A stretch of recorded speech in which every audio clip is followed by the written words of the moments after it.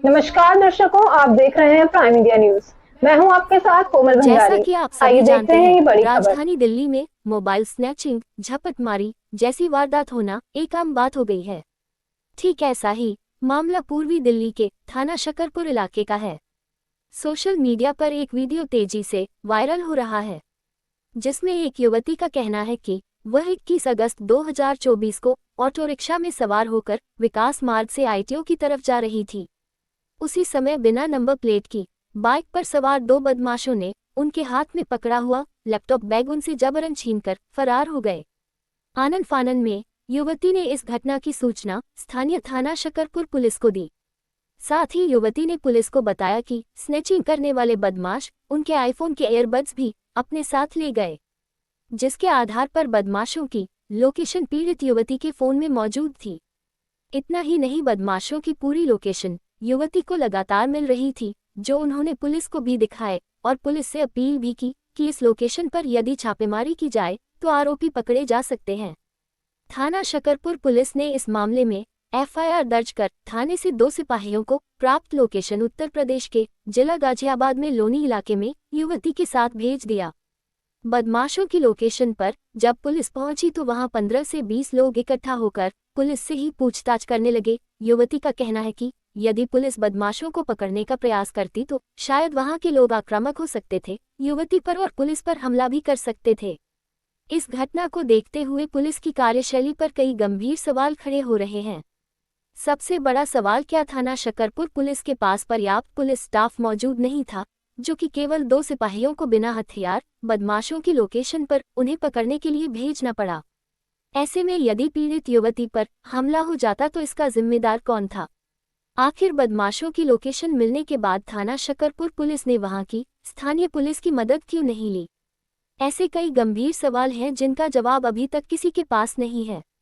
युवती का कहना है कि जब तक मैं पुलिस को बदमाशों की लोकेशन मुहैया कराती रही, तब तक पुलिस ने इस मामले में सरासर ढील बरती है, जिसके चलते मेरा सारा कीमती सामान अभी तक बरामद नहीं हो सका है। फिलहाल बदमाशों ने उस डिवाइस को रीसेट कर दिया है, जिससे उनकी लोकेशन प्राप्त हो रही थी। आइए देखते हैं दिल्ली से प्राइम इंडिया न्यूज के विशेष संवाददाता अजीत कुमार की ये रिपोर्ट। मैडम, 21 अगस्त को थाना शकरपुर इलाके में आपके साथ क्या घटना हुई? 21 अगस्त को मैं कुछ शॉपिंग करके आ रही थी प्रीत विहार साइड से। तो विकास मार्ग पे लक्ष्मी नगर से आईटीओ जाते तरफ मैं ऑटो में जा रही थी। 2 बाइक चालकों ने अपनी बाइक से आए और मेरे ऑटो में से, मेरे हाथ में से मेरा बैग छीन कर चले गए। मैंने तुरंत ही थाना शकरपुर में कंप्लेन कराई और एफआईआर कराई।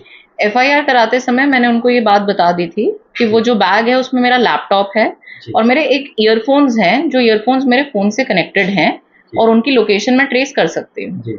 ये बात शुरू से ही टाइम से थाने में मैं बता चुकी थी, ताकि हम उसको जल्दी से जल्दी ट्रेस कर पाएं और वो मिले हमें लोकेशन। अच्छा मैडम, उसकी लोकेशन के अकॉर्डिंग पुलिस ने आपकी क्या कुछ मदद की? मैंने जब अपने आईओ को इंटीमेट किया शाम के अराउंड 6 साढ़े 6 बजे कि वो मेरे हेडफोन्स जो हैं वो लोनी गाजियाबाद के एरिया में खुले हैं, तो उन्होंने मुझे पहले थाने बुलाया। तो मैं थाने पहुंची। थाने पहुंच के उन्होंने कहा कि मैं आपके साथ एक कांस्टेबल भेज देता हूँ और ये वहां जाके लोकेशन चेक कर लेंगे। ये बात मुझे थोड़ी सी शॉकिंग लगी कि रात के टाइम पर एक लड़की के साथ एक कांस्टेबल अकेले, वो भी लोनी जैसे एक एरिया में, उसका क्या ही हमारा रिजल्ट निकलेगा ना, क्योंकि वो सेफ भी नहीं है एरिया। प्लस ऑलरेडी हम एक क्रिमिनल को ही ढूंढ रहे हैं जो स्नैच करके गया है, तो उसके पास बहुत कुछ अलग मटेरियल भी हो सकता है। कुछ हमें हमारी सेफ्टी का बहुत बड़ा क्वेश्चन है, हमें मार दे, कोई कुछ कर दे वहां पे। तो इस बात पे मैंने उनको ये भी बोला कि एक कांस्टेबल कुछ कर नहीं पाएंगे, आप प्लीज अपनी टीम भेजिए, एक टीम आप भेजिए, एक टीम आप लोकल थाने से बात करिए। तो उन्होंने कहा नहीं नहीं मैम, मेरे एक कांस्टेबल इनफ है, आप इनके साथ जाइए। फिर भी मैं बहस करती रही। उसके बाद उन्होंने एक कांस्टेबल मेरे साथ और दिया टीम में। तो एक सिविल में दिए उन्होंने कांस्टेबल, एक यूनिफॉर्म में मुझे दिए।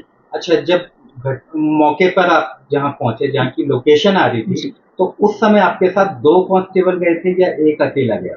एक कांस्टेबल बाहर मेन रोड पे करीब 600 मीटर के बाहर, मतलब मेन लोकेशन से बाहर गाड़ी में बैठे हुए थे। वो कांस्टेबल यूनिफॉर्म में थे। मेरे साथ एग्जैक्ट लोकेशन तक एक कांस्टेबल गए हैं जो सिविल में थे, सिविल ड्रेस में थे और उनके पास कोई वेपन भी नहीं था। क्या लोकल थाने से उन्होंने किसी पुलिस को सूचना दी या कोई फोर्स ली अपने साथ? नहीं सर, हमारे पास लोकल थाने से कोई फोर्स नहीं थी, कोई टीम नहीं थी लोकल थाने जी। की। मैम, वहाँ- लोकेशन पर पहुंचने के बाद वहां पर किस तरह के हालात थे? क्या वहां पर कुछ भीड़ इकट्ठी हो गई थी या आपको जो आपकी लोकेशन पे जिस सामान को आप ढूंढने गए थे वो आपको वहां पे मिल पाया? क्या सिनेरियो? जब हम लोकेशन पे पहुंचे तो वो एक बहुत कंजस्टेड रेजिडेंशियल एरिया था, वहाँ बहुत सारे घर थे, और जैसे ही हमने उस गली में एंटर किया तो लोकल्स ने नोटिस किया कि कुछ अननोन लोग गली में एंटर हुए हैं। तो वो आपस में पहले थोड़ा दूर से देख रहे थे हमको, फिर जैसे ही हम थोड़ा सा और गली के अंदर गए एग्जैक्ट लोकेशन ढूंढने के लिए, तो वहाँ के सभी लोकल्स इकट्ठे होकर आ गए। जी। उसके बाद हम वापस आने लगे तो उन्होंने पीछे से हमें आवाज लगा के बुलाया कि तुम कौन हो, हमारी गली में क्या कर रहे हो, क्या कैसे है, वो हमें धमकाने लग गए। जी। इनिशियली जो मेरे साथ कांस्टेबल गए थे उन्होंने उनको बोला कि मैं कुछ लोकेशन ढूंढ रहा हूँ और ट्राई किया कि वो उतने में कन्विंस हो जाए, बट फिर वो और ज्यादा बदतमीजी करने लग गए। तो सर ने फिर फाइनली बोला कि मैं दिल्ली पुलिस से हूँ और एक केस के उसमें मैं लोकेशन ढूंढ रहा हूँ। जी। मैडम, क्या लगता है यदि उस जगह आपके ऊपर कोई हमला हो जाता तो क्या आप वहाँ सेफ महसूस कर रहे थे? क्या मैं वहाँ बिल्कुल भी सेफ महसूस नहीं कर रही थी, और ये बात मैं जाने से पहले भी अपने आईओ साहब को फोन पे बोल चुकी थी कि वो एरिया अच्छा नहीं है, आपको पूरी टीम भेजनी चाहिए। जी। इसलिए भी, और जब हम वहाँ लोकेशन पे पहुंचे सर तो भी हमने देखा कि वहाँ उस टाइम कुछ भी हो सकता था, क्योंकि वो वहाँ पे 15-20 जने वो भी लोकल इकट्ठे सारे हो गए थे, और हमारे साथ कोई टीम ऐसी कोई वेपन वाला फोर्स नहीं था, कोई हमारी सेफ्टी का बिल्कुल ध्यान नहीं रखा गया। जो इनफैक्ट मेरे साथ जो कांस्टेबल गए थे वो खुद डर गए थे वहाँ लोकेशन देख के। जी। अच्छा मैडम, क्या लगता है कि यदि समय रहते पुलिस सही कार्रवाई करती तो आपका जो कुछ सामान छीना गया था वो आपको मिल सकता था? 100% मिल सकता था सर।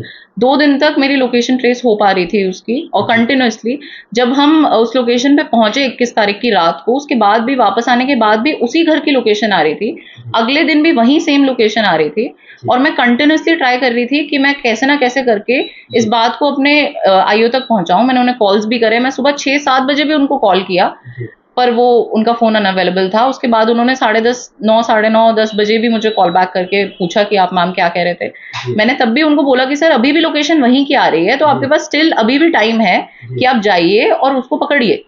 उसके बावजूद सर किसी को वहां पकड़ा नहीं गया। अगर इनिशियल 24 आवर्स में या 48 आवर्स में जब तक वो लोकेशन वहीं पे आ रही थी तब तक पुलिस कुछ कार्रवाई करती तो मेरा सामान डेफिनेटली मिल सकता था। क्या लगता है ऐसे काफी मामले ऐसे होते होंगे जिनमें पुलिस की ढील के चलते लोगों का सामान लूट जाता है और उन्हें वापस नहीं मिलता? बिल्कुल 100% ऐसे ही होता है सर।